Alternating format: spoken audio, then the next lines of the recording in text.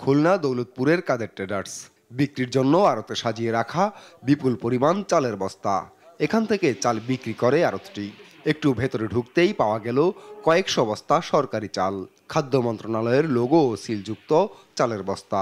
জানা গেল কাদের ট্রেডার্সের এই আড়তে 190 টন সরকারি চাল আনা হয়েছে।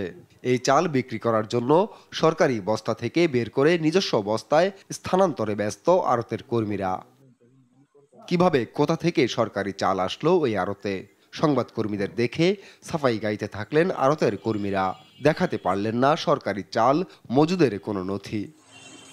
দেশ টিভির সংবাদকর্মীদের দেখে কেউ চাল সরাতে ব্যস্ত, আর কেউ আড়ত বন্ধ করতে উঠে পড়ে লাগে।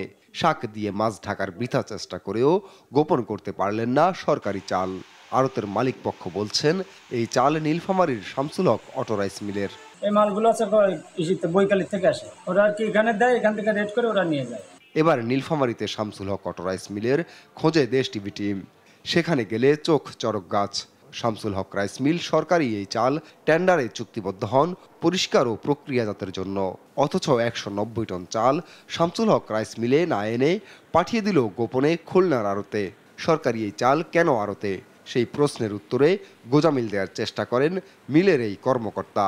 আমরা কাদের অ্যান্ড ট্রেডার্সের সঙ্গে যেহেতু পরিবহন কোনো সংকট, সেহেতু ওদেরকে পরিবহন ওরা ঠিকাদার, তো ওদের গোডাউন আছে। আমরা মালটা যেহেতু 24 ঘন্টা সময় দিয়ে থাকে, শর্ট টাইমের মধ্যে এতটা গাড়ি ম্যানেজ করা সম্ভব না, সেই পরিবহন ঠিকাদারকে আমরা এটা কন্ট্যাক্ট দিয়েছি। দেশ টিভিকে খুলনার কাদের ট্রেডার্সের সঙ্গে শামসুল হক রাইস মিলের একটি চুক্তিপত্র দেখিয়ে গোজামিল দেওয়ার চেষ্টা করে কোম্পানিটি।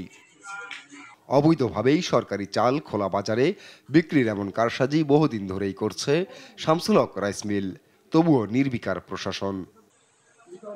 আপন অপু, নিউজ ডেস্ক, দেশ টিভি।